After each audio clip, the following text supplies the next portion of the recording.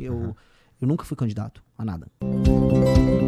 Eu poderia ser candidato a deputado, nunca fui candidato a nada. Agora, se me jogarem a bomba, eu vou fazer o melhor possível. Porque assim, eu tenho uma coisa, Igor. Eu gosto de imaginar soluções.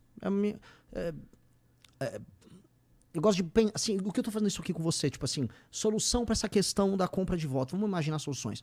Então eu vou ficar imaginando soluções e vou tentar divulgar, se me quiserem. Só que eu falei pra galera, se eu for candidato, só serei, assim, sem filtro algum. E pra falar esse tipo de coisa que a gente tá tratando aqui e outras atrocidades, e atrocidades mais concretas, sem abrir concessões. Porque aí seria uma candidatura puro sangue.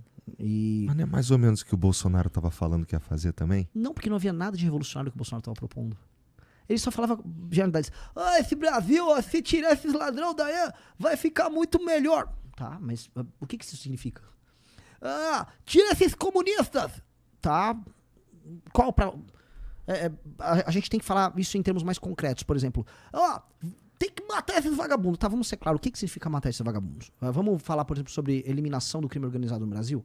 O que significa eliminar o crime organizado no Brasil? O que a gente tem na nossa legislação? Seria uma declaração de guerra contra o crime organizado? Mas não uma guerra metafórica. O que seria uma guerra?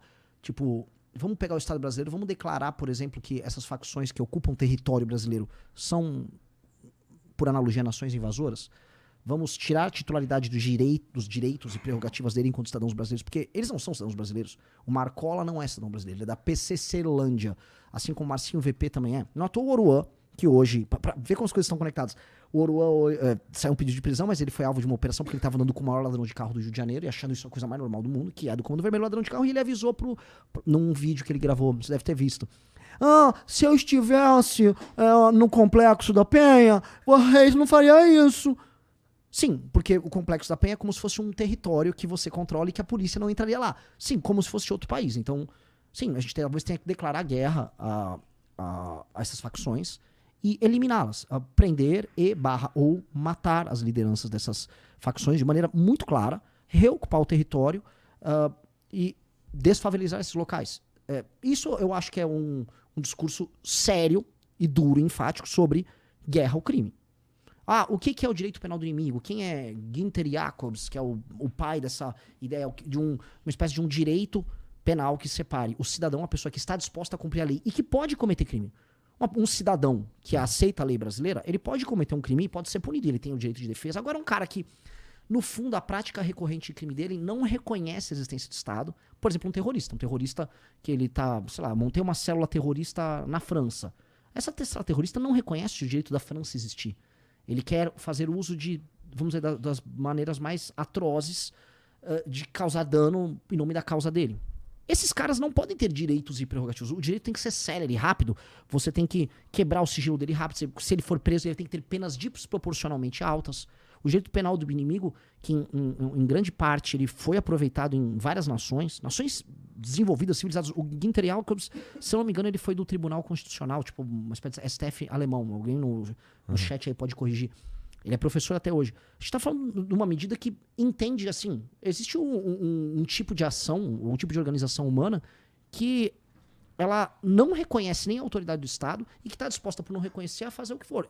A gente tem que ter o direito penal do inimigo para figuras que não são cidadãos, são um inimigo. Para mim, o Marcola não é um cidadão. Ele é um inimigo. E ele não pode ter direito às mesmas prerrogativas de um cara que, por exemplo, cometeu um outro crime, um crime até grave, mas que é um cidadão. Esse tipo de coisa, talvez, dado, vamos dizer, o estado de anomia que a gente vive e o grau de infiltração do crime organizado na realidade brasileira, este tipo de coisa talvez vai precisar ser feita pelo presidente. Mas eu fiz essa volta toda e foi legal. Mas por que eu fiz? Pra mostrar pra você que o que o Bolsonaro falava era tipo, vamos matar uns caras aí. Mas ele não andou com nada em matéria penal.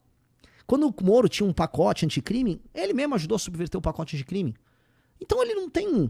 Ele só tem uns chavões, e as pessoas, como ele é radical, ele tem uns chavões. Onde ele tentou exercer o radicalismo dele foi quando ele tentou construir aquela tese da urna e depois, a meu ver, ele tentou, porque ele tentou mesmo, ele tentou construir um golpe de Estado ali. De resto, ele era um bobalhão. Ele é um tio bobalhão, é como você pegar aquele taxista que vai falar umas coisas engraçadas no carro, ou teu tio num churrasco, um avô, e ele repete essas coisas, as pessoas acham carismático, mas se você tirar ali, não tem nada atrás. Cadê um grupo dele que estuda uma matéria pra fazer algo radical? Não tem. Não é radical. Bom, ele começa lá falando sobre... Bom, mas a gente já vai falar disso, porque tu mencionou esse lance de como lidar com as facções criminosas aqui no Brasil, ou como lidar com as facções criminosas. Cara, como fazer... Isso daí que tu tá propondo é bastante radical, né? Tem que ser. Como fazer... Eu acho que isso daí... Eu suponho que isso daí tem que ser feito de uma maneira cuidadosa, por quê?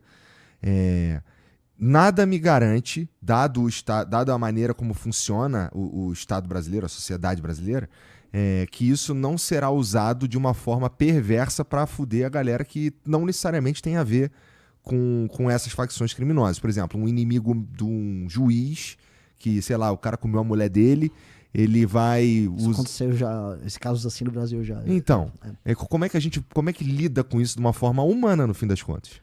Eu fazendo até meio com uma provocação contra o que você usou.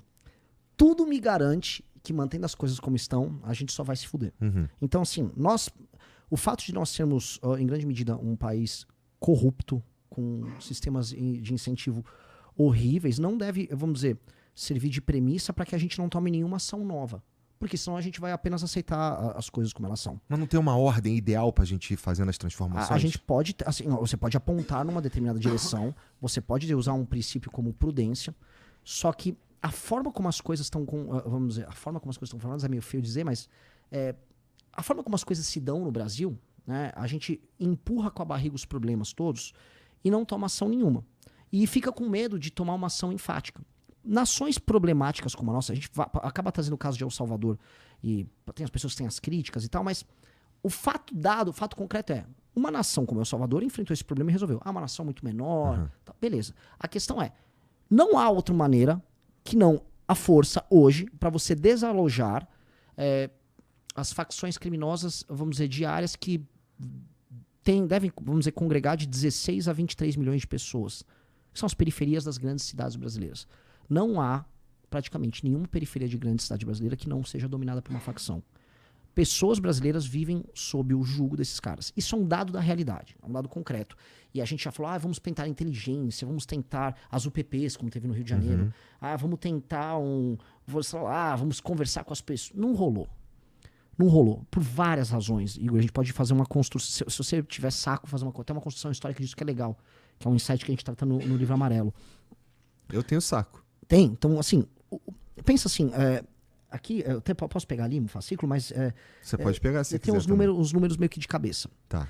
De 1910 até, por volta, sei lá, de 2000, a criminalidade no Brasil cresce coisa de 4.000 e poucos %. Lógico que teve aumento das notificações, delegacias e tal. Todos os tipos de crimes. Os crimes estouram. E o gráfico mostra, assim... Vou pegar aqui. Tem um gráfico aí que é bem da hora. Ó, desenvolvimento percentual de crimes por 100 mil habitantes. Se você for pegar, né, a coisa estoura aí. Ali anos 60 ele já tá, né, com uma massa crítica crescente. 70, 80, 90 estoura. Tum. Né? Por mais que 85 aqui é o pico, mais ou menos. 80. E o que acontece? O que aconteceu no Brasil nesse período? Né? A gente pode falar várias coisas. O boom econômico dos militares caiu, tal, mas houve um fator que alterou a dinâmica e a paisagem de todas as cidades. O êxodo rural. Milhões de pessoas saíram de cidades pequenas e foram mudar para cidades grandes. Especialmente São Paulo, Rio. Isso aconteceu demais, mas aconteceu em todas. Salvador aconteceu, Recife aconteceu. Por várias razões. Tem mais emprego, você tem, vamos dizer, um serviço de assistência social melhor nas capitais. Então as pessoas foram para atrás de emprego. Essas pessoas que já eram pobres nas cidades de origem, elas eram cidades pequenas, as pessoas se conheciam, havia algum senso de comunidade. Quando essa pessoa, por exemplo, migra de maneira indigna, num pau de arara, vai morar numa cidade que ela não conhece, com pessoas que ela não conhece, do lado de um córrego, numa situação desumana, que é o que aconteceu nesse período. O período rápido de êxodo rural, que as pessoas foram morar nas cidades, foi o processo de favelização. Aquelas pessoas estavam num boom também de nascimento de filhos, né? A natalidade era muito maior. Homens, jovens, pobres, sem perspectiva, nasciam na beira das grandes cidades.